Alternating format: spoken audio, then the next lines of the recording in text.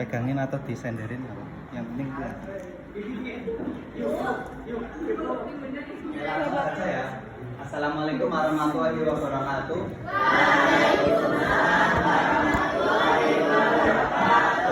Gimana hari ini masuk semua? Ada yang nggak masuk? Kemarin sudah mempelajari apa saja sama anekdot. Hari ini saya akan memberi pengajaran tentang teks anekdot kembali dan melakukan pengayaan lebih dalam. Tapi sebelumnya perkenalkan dulu, tak kenal maka tak sayang ya. Nama saya Lutfi Aminuddin. Lutfi Aminuddin. Sekarang semester 4 di Universitas Terbuka. Saya ada mata kuliah praktek mengajar di sini dari dosen, disuruh dari dosen bahasa Indonesia untuk memberi praktek mengajar pada kelas 10. Saya alamat Desa Petanjungan. Di sini ada yang dari Karangasem mungkin atau Kendalsari, Cikuang, dekat ya. Saya juga sambil kerja ya di percetakan, jadi saya punya usaha percetakan dan sekarang sedang menempuh pendidikan di Fakultas Pendidikan dan Ilmu Prodi Pendidikan Bahasa dan Sastra Indonesia. Doakan supaya bisa lulus 4 kali ya. Oke, kita langsung mulai saja ya teks anekdot. Apa itu teks anekdot? Ada yang tahu?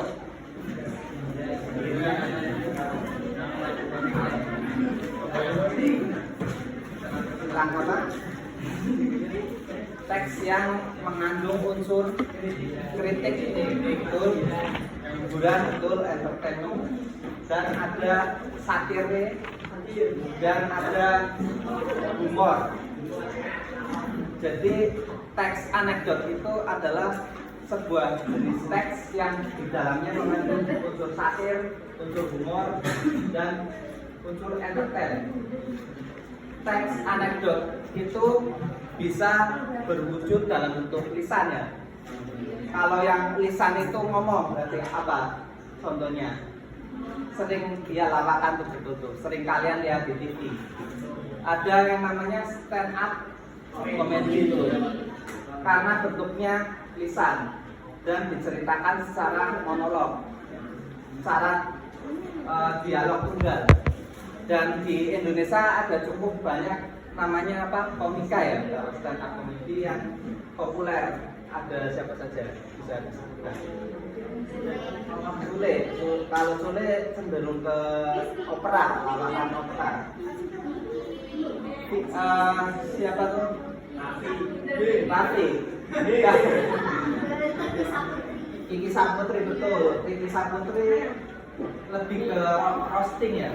Dia gayanya roasting seperti apa ya, menceritakan tentang seseorang tapi dibuat lelucon, guyonan. Kemudian ada lagi Raditya Dika, itu juga komika. Terus ada lagi siapa itu yang masih muda? Ada yang kenal siapa? Lupa ya. Ya, itulah salah satu contoh lah. Nanti kan bisa pelajari dulu ya. Jika kalian ingin jago dalam lisan, satir yang lisan, atau teks anekdot yang lisan, kalian bisa mencari di YouTube salah satu komika yang juara ya, juara kompetisi komika Indonesia lah, itu kalian bisa belajar di situ. Nanti kalian bisa ikut audisi. Jadi dengan kita belajar teks anekdot ini, ternyata kita bisa meningkatkan karir ke depannya yang ingin jadi komika gitu, yang ingin jadi pelawak tunggal gitu. Itu untuk yang lisan. Yang teks juga ada, teks anekdot yang bentuknya dalam bentuk teks, bukan lisan. Dan itu kita sering jumpai di berbagai ruang-ruang publik di masyarakat. Ada peringatan jangan buang sampah sembarangan gitu. tapi dibuat dalam versi satir. Mantan buanglah pada tempatnya, jangan hanya sampah saja. Itu kan ada tulisan itu. Misal ada lagi rambu-rambu untuk tidak ngebut di jalanan yang ramai penduduk. Ada tulisan, jangan ngebut-ngebut, yang boleh ngebut hanya Rosi saja. Nah itu juga salah satu teks anekdot dalam tulisan. Oke, sampai sini untuk pengertian dari teks anekdot ada pertanyaan? Saya kira sudah cukup paham ya. Di sini ada tujuan dari teks anekdot. Tujuan dari ditulisnya teks anekdot tadi supaya bisa menghibur pembacanya. Karena di sini ada unsur humornya, ada unsur lucunya, maka penyampaian yang tadinya tegang menjadi lebih humoris gitu, lebih lucu. Kemudian dua, tujuannya menyampaikan pesan. Jadi di balik humor tadi itu sebetulnya ada pesan tersiratnya gitu. Kayak tadi terkait dengan rambu-rambu lalu lintas, jangan ngebut, yang ngebut hanya Rosi saja. Itu kan ada unsur humor, tapi sebetulnya tujuannya itu supaya si pengendara motor itu jangan ngebut, karena di situ banyak pelajar, wira-wiri dan sebagainya. Jadi ada tujuan atau pesan yang disampaikan. Kemudian merefleksikan realitas. Di sini maksud realitas adalah bahwa teks anekdot ini sering kita jumpai di kehidupan realitas masyarakat kita. Kalau kalian jeli, banyak sekali teks anekdot di sekitar kita, baik lisan maupun tulisan yang sering kita dengar. Humor ibu-ibu di pasar juga itu sering kita dengar, itu teks anekdot, tapi versi lisan. Jok-jok itulah di media sosial, Instagram, banyak sekali juga kita jumpai. Kalau di Instagram itu yang sering dalam bentuk meme. Banyak sekali meme-meme di akun Facebook, Instagram, TikTok yang cukup aktif menyuarakan kritik sosial melalui unggahan meme. Di meme itu keterampilan yang harus kita lakukan itu kita harus pintar menggambar karikatur ya. Jadi di sini tidak hanya keterampilan mengarang dalam bentuk teks saja, tapi kita dituntut untuk membuat grafik.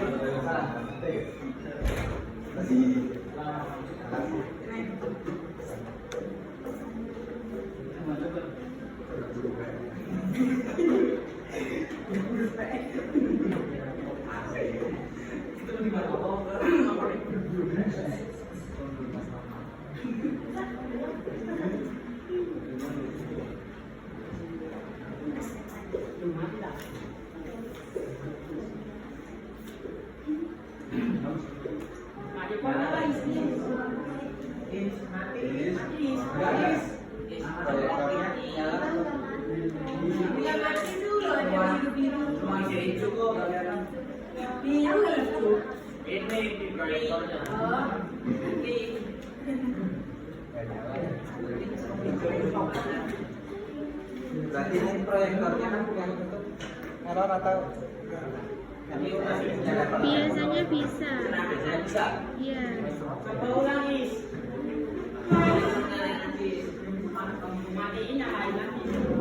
Matiin. Apa ya memang gini. Oh itu bisa.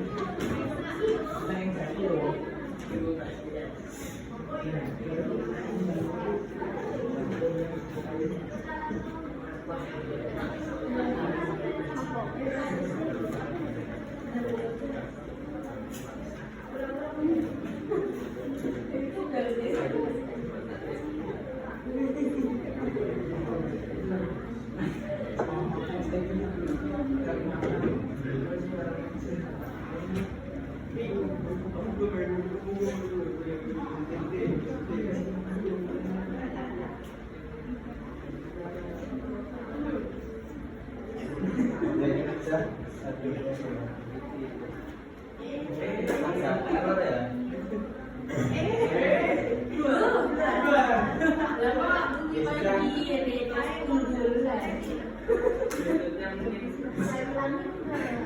Apa itu bulan? Ya, unggulan apa? Salaman di mana? Unggulan komputer. Unggulan pasar komputer. Iya. Ada di bukannya kok. Orang kan sudah lagi. Pokoknya kasih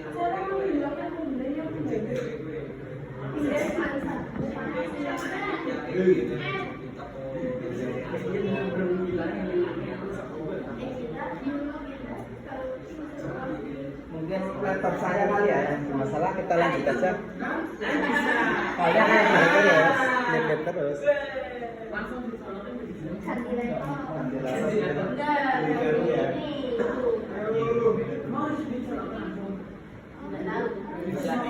Nggak bisa soalnya nggak ada apa PDA-nya. Ada ini. Oh itu lagi itu nggak apa ya?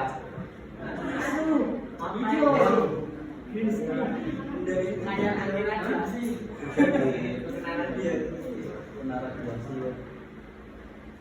Oke, kita lanjut. Ada pertanyaan untuk ciri-ciri teks anekdot?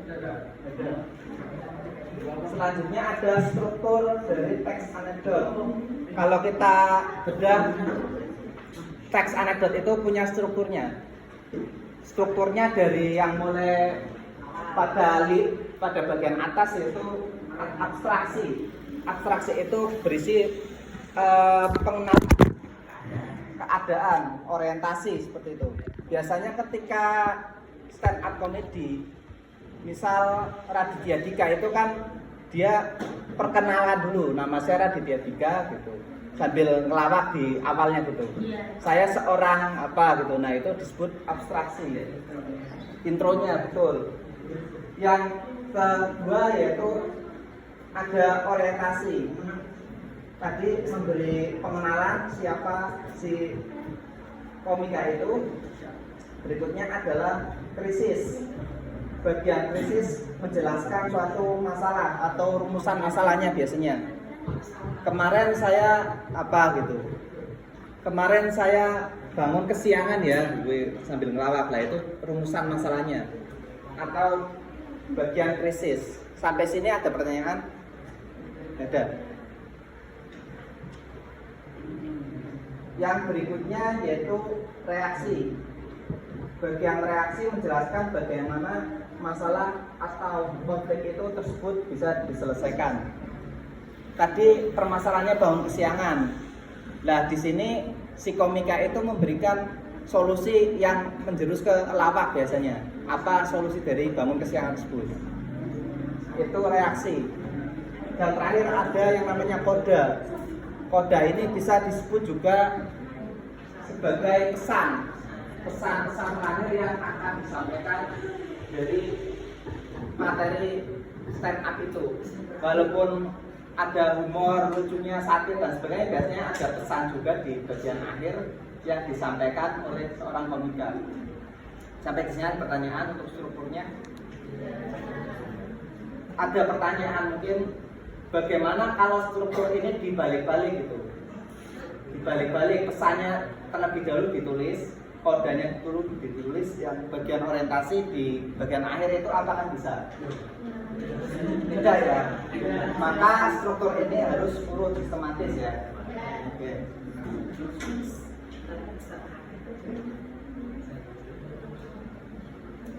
Kaidah kebahasaan dari teks anekdot. Yang pertama, penggunaan bahasanya di sini, penggunaan bahasanya lugas, komunikatif, dan mudah dipahami. Seringkali teks anekdot menghindari bahasa-bahasa yang prominent, yang baku itu seringkali dihindari, terutama pada teks anekdot yang lisan. Sampai sini ada pertanyaan untuk penggunaan bahasa. Gaya bercerita. Teks anekdot menggunakan gaya bahasa yang ekspresif karena di sini menuntut supaya audiennya itu terhibur. Jadi ada gaya bahasa yang ekspresif dan lebih ke eksponensialnya itu lebih supaya memberikan keaktifan untuk audiennya untuk terlibat dalam humor tersebut. Di sini juga membaca seolah-olah turut serta dalam bagian humor di cerita teks anekdot. Unsur humor. Teks anekdot mengandung unsur humor baik melalui pemilihan kata, situasi lucu maupun penyampaian yang tidak terduga. Di sini ada contoh teks anekdot cuma terlalu kecil.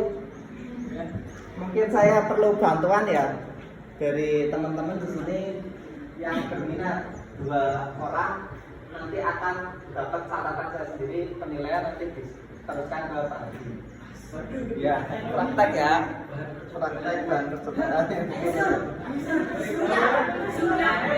orang siapa?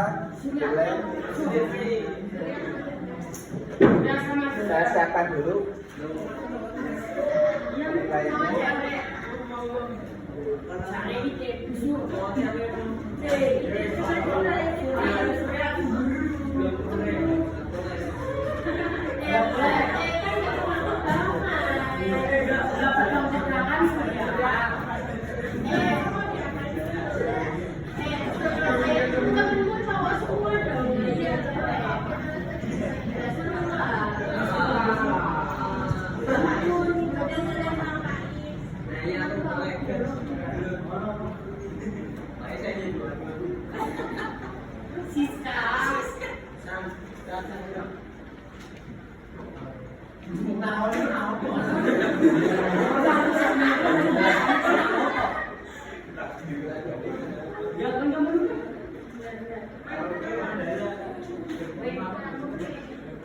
Siapa yang berminat? 2 orang, siapa cowok boleh. Cuma membaca saja, ini sudah ada teksnya. Bentuknya dialog. Boleh. Ya, dengan Mbak siapa?